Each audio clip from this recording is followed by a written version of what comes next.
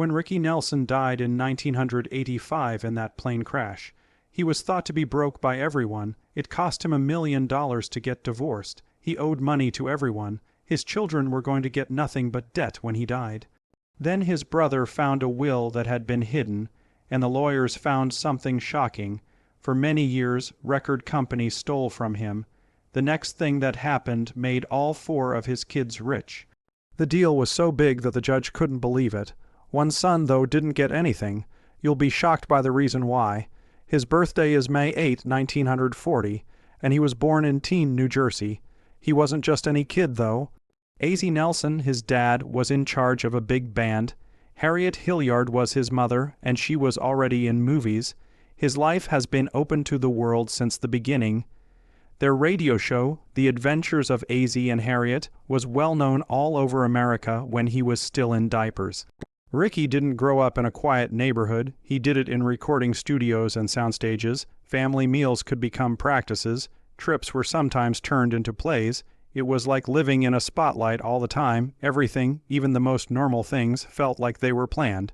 Ricky and his brother David joined the radio show when Ricky was only 8 years old in 1949.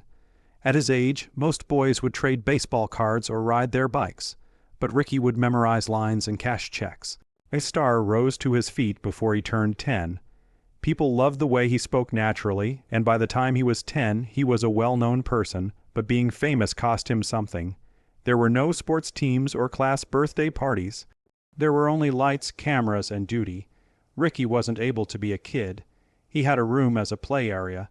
In many ways, his childhood was given up for the family name. The family moved to Los Angeles in 1941 and lived in a cute green and white Cape Cod house at 1822 Camino Pauro. That house was more than just a home. It turned into the face of American TV. It became one of the most famous houses in pop culture after being in so many episodes of the show. Some fans drove by just to catch a look. But there was a business going on inside those walls. There, scripts were written. The living room was where the practices took place. A.Z. was very good at running the business. The kids were also on the team. Their real lives were very similar to the characters they played on TV and movies. The show was a huge hit because it mixed fiction and truth, but it made things hard for Ricky. What was real and what was just for show? Ricky had a lot of trouble with breathing too. It wasn't just a few coughing fits here and there. It made him stay home from school and away from his friends. He would get out of breath just walking across the room. Ricky stayed inside and read or listened to music while the other kids played. It made him quiet and think. He watched more than he talked. He would later use this quiet side of himself as part of his charm. He stood out on screen because of his quiet determination, but behind it was a kid who was alone and just wanted to breathe and feel normal. A.Z. and Harriet hired players to play their sons when the radio show started in 1944. David and Ricky didn't like that, though. They worked hard to be able to play themselves. They were the stars of the show as themselves by 1949. It wasn't really done before. It was a weird mix of real family life and fun. It worked. People became crazy about the Nelsons as the ratings went up. Ricky didn't just act out a part, he lived it every day. His real life was made public and fans loved it. It was the first reality family in the U.S. Years before that was a genre. Then 1957 came along. Ricky was 17 years old when he sang I'm Walking by Fats Domino on the family's TV show. It was exciting. Girls all over the United States swooned. More than 1 million copies of the song were sold. He became the face of teen cool overnight. Off-screen, though, Ricky's life was already turning into something much more grown-up. Events, girls, and fast cars. Ricky walked through all of the doors that fame opened for him. In interviews, he was nice, but behind the scenes, he was rude and wild. He slicked back his hair and let his sideburns grow out. Little rebellions that made his parents mad because they still wanted to be in charge. Late that year, Bebop Baby, his first song with Imperial Records, became a big deal. It got 750,000 pre-orders before it even came out in shops. It sold over 1 million copies right away and made it into the top 5 on both the pop and R&B lists. Ricky was no longer just a teen hero. He had a lot of money. Ricky, his first record, was a big hit. Being young and pretty wasn't just cute anymore. It was money. Record companies saw money in every kid with a guitar. Ricky showed that it worked. But Ricky was also making deep connections with women, and some of them would have shocked his friends if they knew about them. She played his girlfriend on TV and was in one of them. Things were hot off screen. In retrospect, Ricky said that they would neck for hours on end, which was a scandal ready to happen in the 1950s. He even gave her a gold ring that said Marianne Love Rick on it. She believed it meant they were serious. He didn't. Ricky was already seeing other women, like singer Lori Collins, with whom he began writing songs. The people thought he was perfect. But Ricky was really a youngster living life fast, and not many people knew the truth. All of this scared his parents a lot. AZ and Harriet were more than just parents. They made things, managed things, and kept things out. They didn't like how many women Ricky had. They thought that love would make him lose focus. Most of all, AZ was strict. Ricky was making $500 a week by the time he was 13, but his dad kept the money. It wasn't much money for Ricky. His dad didn't want him to be spoiled. He had that much power over his personal life, too. There were no longer any rumors of marriages. It was frowned upon to have serious relationships. But Ricky started to fight because he was already used to being famous and under a lot of pressure. Parties late at night and secret lovers. But behind the scenes, he was getting farther away from their control. He was still the face of America's favorite TV family. Ricky Nelson was only 17 years old when his first album became a big hit. The record came out in October 1957 and was just called Ricky. It quickly topped the charts and stayed there for 2 weeks on the Billboard LP chart. At the time, he was the youngest artist to ever do that. Some teens were singing catchy songs, but this wasn't just that. Thanks to the adventures of AZ and Harriet, one of the most watched shows in America, Ricky was already a TV star. A lot of people saw him sing and act every week. Elvis and other stars ruled the radio, but Ricky was in charge of the living room and the broadcasts. It wasn't even out yet that songs like Have I Told You Lately That I Love You and Bebop Baby were already going up the charts. It wasn't an accident that he did well. It was a plan. His father, AZ Nelson, was the brains behind that method. As the manager of their family's TV show, AZ saw a chance that no one else did. Ricky would sing a brand new song at the end of every show. This was smart, not just cute. Every week, 10 million people watched. There was a lot of publicity. This song went straight to number 4 on the charts after Ricky sang it on the show in April 1957. A Young Love Story on the B-side made it even higher to number 2. That kind of effect had never been seen before. AZ made sure that Ricky's songs were a big part of the story, and that Ricky only showed up in certain places. It was so bad that he wouldn't even let him go on E.T. Why let anyone else shine when they could have it all to themselves? After that came Poor Little Fool. It was the first song to ever reach the top of Billboard's brand new Hot 100 chart in August 1958.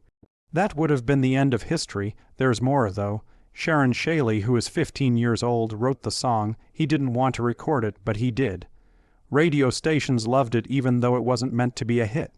Imperial Records put it out anyway, even though Ricky was against it. It went straight to number 1 and stayed there for 2 weeks. It also made it to the country and R&B charts. That moment made Ricky's place in music permanent. It still makes money for his heirs. A lot of people have covered the song, but no one else can ever be number 1 on the Hot 100. Ricky will always have that title. Ricky had 20 songs in the top 40 between 1957 and 1962. At that time, only Elvis had more. Bebop Baby, his first song with Imperial Records, sold more than 1 million copies. It had $750,000 in pre-orders before it even came out. His deal was just as crazy. He will get $50,000 every year for 5 years and have full power over his songs and album art. That was never going to happen to a teenager. Also, the money from those hits kept coming in. His songs kept coming up on TV. The Ricky Nelson International Fan Club had 9,000 groups around the world by 1960. Ricky wasn't just rich, he was everywhere. He showed he could act too in 1959. In the movie Rio Bravo, he was in it with John Wayne and Dean Martin. It was his part as Colorado Ryan that got him nominated for a Golden Globe for Most Promising Newcomer, but even though his playing was praised, there was something else that stood out: what he spent. Ricky had a great time, made-to-measure clothes, fancy cars, and VIP clubs. He was going out with the best people in Hollywood. There were rumors that he got $5,000 a month, which is about $50,000 today. That part helped his business, but it also showed that he liked living the high life. Not only did fame make him money, it also changed him. In a strange way, one of his biggest hits, Traveling Man, came out in 1961. Sam Cooke was the first to say no. He didn't think it was right for him. Ricky was brave, and it turned out to be a good idea. In April, the song became a hit and quickly sold more than 1 million copies. Hello Marital, the B-side, also did well. One song with 2 huge hits. Ricky could hear songs that other people didn't. Before everything changed, it was one of the last big wins. He was getting angry behind the scenes. The older musicians who played on his records didn't like rock and roll. Some people wouldn't play the way he wanted. Ricky fired them because one of them told him, "Kid, this ain't music." He put together his own band, Young Musicians, with people who liked the sound he was going for. He lost a lot of money. He got paid, had gear, and could travel, but he had control. There was James Burton in the new band. He would go on to become a star in his own right. It wasn't just sound. It had to do with respect. Ricky was sick of being like a doll, but nothing could stop what was about to happen. The Beatles came to America in 1964 like a tsunami.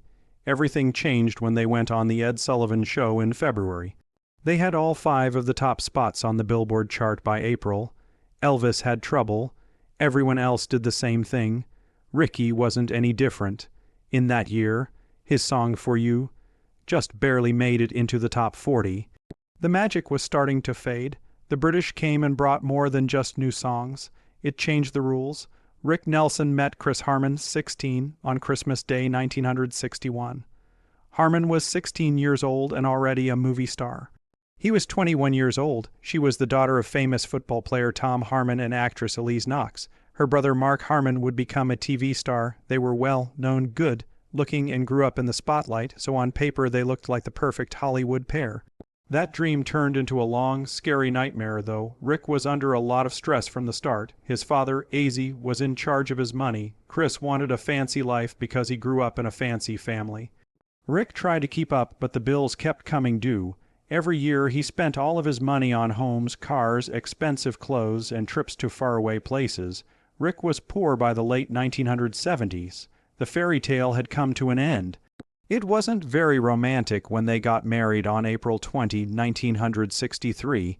It was a wedding with a gun. Chris was already pregnant, and her Catholic parents pushed for a wedding with no food or drink. Rick, who wasn't Catholic, had to sign an official promise that they would teach their children the faith. He didn't choose it. It was an order. In order to keep the peace, he had to go to Catholic school and do what everyone else did. On the outside, the wedding looked like a party, but behind the scenes it was all about control, putting on a show for everyone. That stress never built up. It's strange that Rick's parents liked Chris.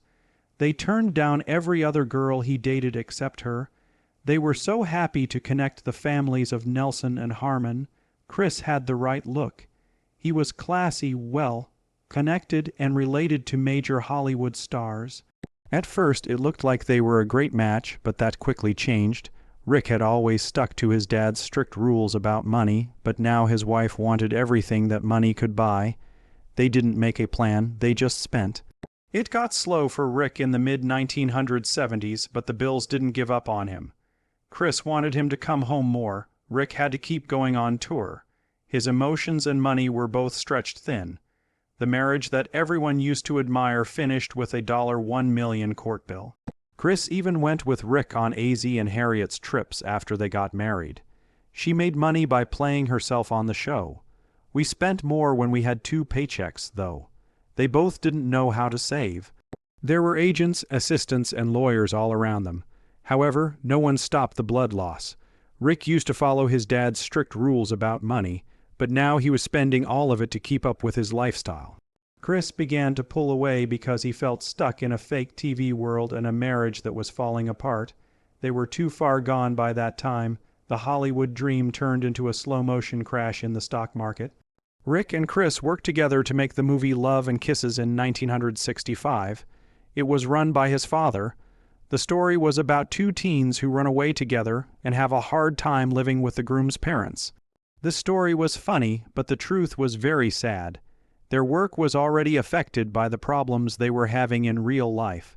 The movie was praised by critics for its great acting, but no one knew how close it was to their own lives. Rick played a teen even though he was 25 years old. Chris didn't get much credit for his work. Behind the scenes, they were having trouble with their marriage. AZ used the movie to hide personal problems, showing them on screen in a way that was more painful than funny. It was odd, uncomfortable, and a sign. Rick was dying to get away from the past by 1969. He changed himself by putting together the Stone Canyon Band, which mixed country and rock before it was cool to do so. Randy Meisner later joined the Eagles because of what he did. The band had promise, but they were not on the right time. Rick used to play big places as the main act, but now he plays small clubs for little money. Meisner quit because he wasn't making any money and felt like he had no choice. Rick Sings Nelson and In Concert were ahead of their time, but they didn't sell very well. Rick was looking for artistic freedom while his money and fame were going away. It didn't matter what it took for him to show that he was a real artist, and almost did. Then the moment that broke him was here. On October 15, 1971, a rock and roll show took place at Madison Square Garden. Rick thought he would get love, but instead he got booed. In order to try something new, he took the Y out of Ricky. He played honky-tonk women. People in the room wanted the old hits. Some people said it wasn't about the music. They blamed what the cops did in the crowd. Rick thought the message was clear, though. They did not want the new song. He felt bad about what he did and went backstage to watch the rest of the show. He was eventually persuaded to play the old songs again. People in the crowd finally cheered, but it was too late. Something in him broke that night. Still, there was a surprise in that mess. Rick wrote Garden Party in 1972. It was about them. It was real. It was true. It was all said in the chorus. You have to make yourself happy because you can't make everyone else happy. That song made me feel something. It went gold and got to number 6 on the Billboard Hot 100. Rick came back for a short time. It was his first top 10 hit in almost 10 years. Fans who didn't think much of him before were now singing along. It didn't last, though.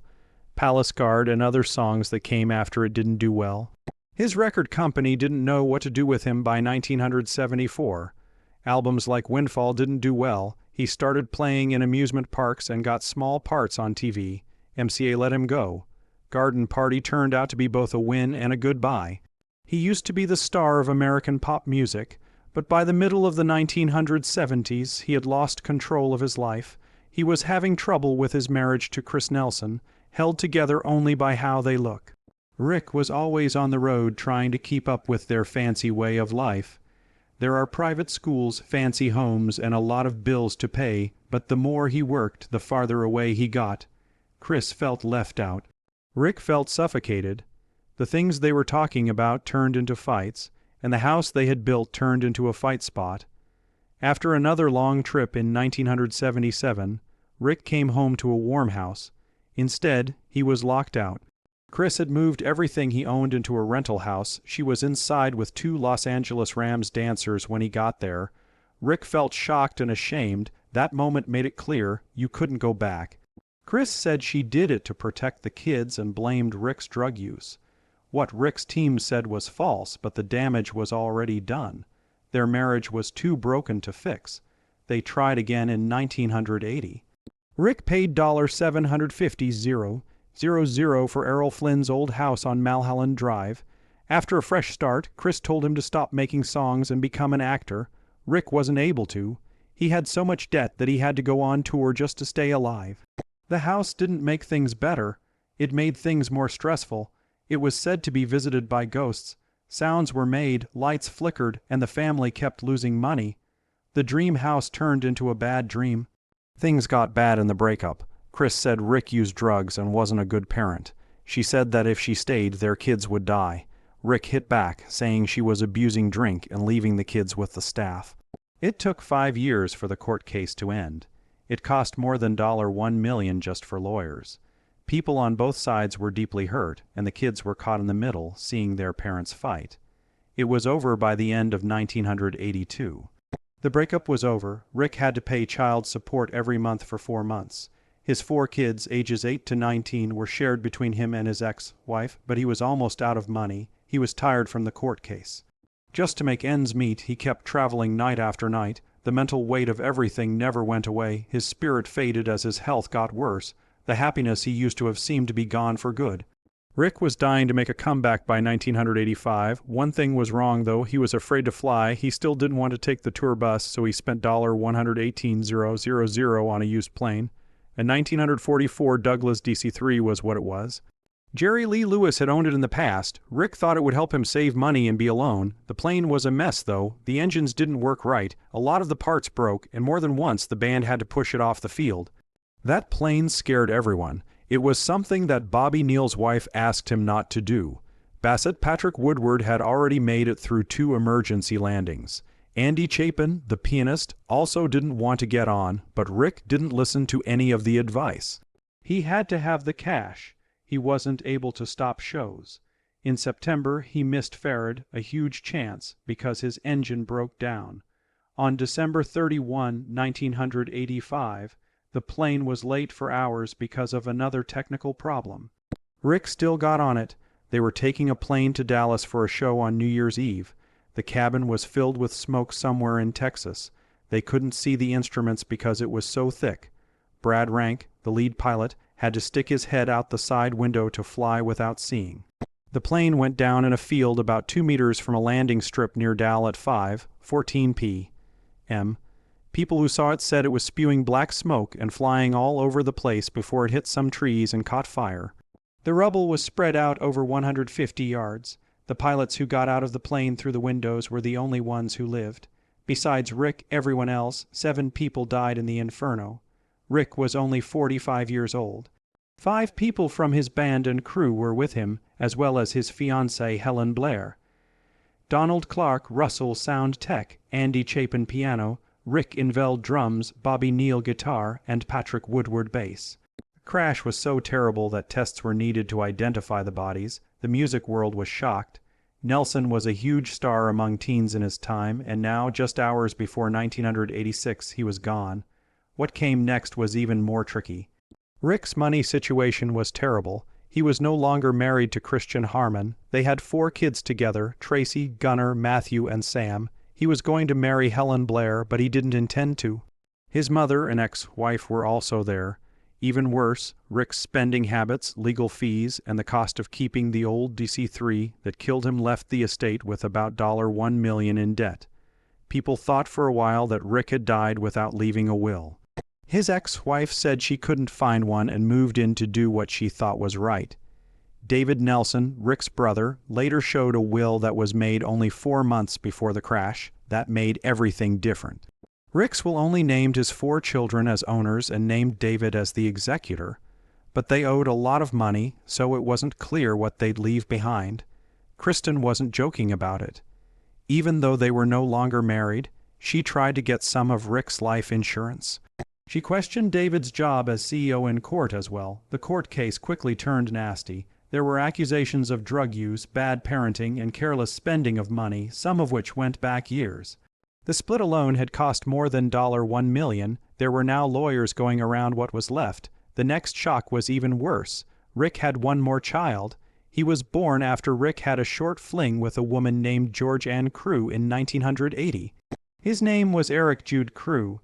Rick first said he wasn't the father, but in 1981, a court-ordered blood test showed he was. A judge told him to pay $400 a month in child support, but he allegedly stopped after a while. In his will, Rick said that the child's fatherhood was in question and left Eric out totally. Jean fought for her son's share of the estate after Rick died, but the court upheld the will. Eric didn't get any. The parents of Helen Blair also filed a claim for wrongful death at the same time.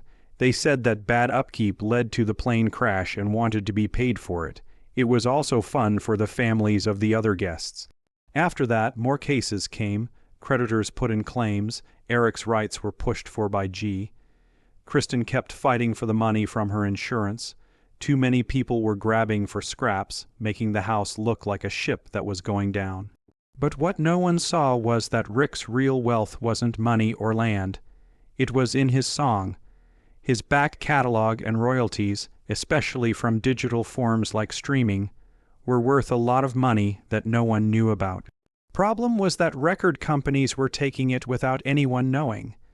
The Nelson family sued Capitol Records in 2011 for $100 million to $250 million. Capitol was sued for not disclosing uneven income that it said couldn't be linked to specific artists, and for not paying Rick's estate enough for digital sales. Capitol was taking deductions that didn't make sense, like charging breakage fees for digital downloads even though they were meant for actual CD or vinyl. The family said it was a scam. Outdated accounting methods were being used to steal millions of dollars. Capitol also refused to give all of the report data. Because of this, Rick's children couldn't be sure how much they were really owed. The case was over in 2014. Capitol decided to pay an amount that wasn't made public and promised to be more open in the future. The lawyers said it was a major win. That wasn't the end, though. They took on Sony Music in 2020. This time, the case was about streaming in other countries. People said that Sony cut royalties by charging intercomp fees, which meant that Sony's own offices charged each other and cut payouts. Because of this, some earnings were taken away up to 68% before Rick's estate even knew it. The town was very big, $12, $7 million, plus fees from streaming will go up by 36% from now on. Rick's children were finally getting real money from their dad's will.